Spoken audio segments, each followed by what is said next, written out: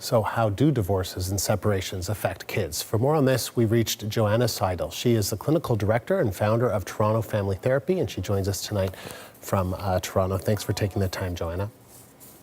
Thanks for having me on your show. So what impact does a parent's divorce have on their children in the year 2023? Well, I think that all children are impacted by separation and divorce in a variety of ways because, it's sad for them to see their family split apart, and it may be very stressful. They may experience grieving and loss of their family unit. There's so many effects, and the impact of separation and divorce can have on children. Like, it can affect their school lives and their financial situation, and it can affect their overall well-being and stability. So that's a kind of a general assessment. What about for kids who have families in the public eyes that are fairly well known or in a high profile kind of situation?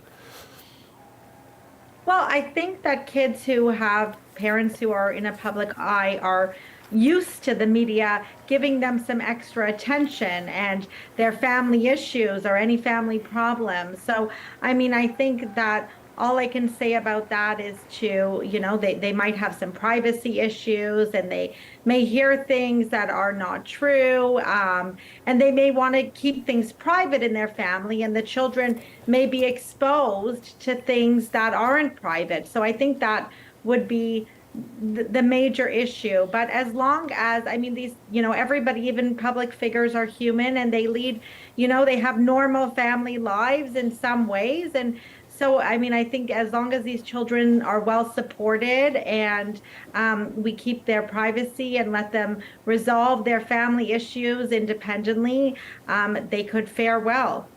And so would you have tips or suggestions in terms of how to kind of help the kids cope?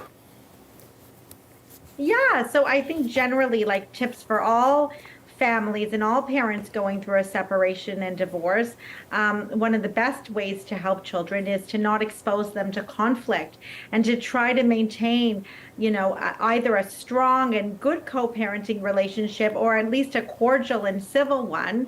I think also to maintain open communication with children, make their lives really predictable. So when there is changes happening in their family lives, to keep them, posted, and you communicate with them and keep them aware of the changes in their lives, but don't expose them to any adult issues. I think professional counseling and support helps parents and children get the proper guidance and support as they're navigating a separation and divorce.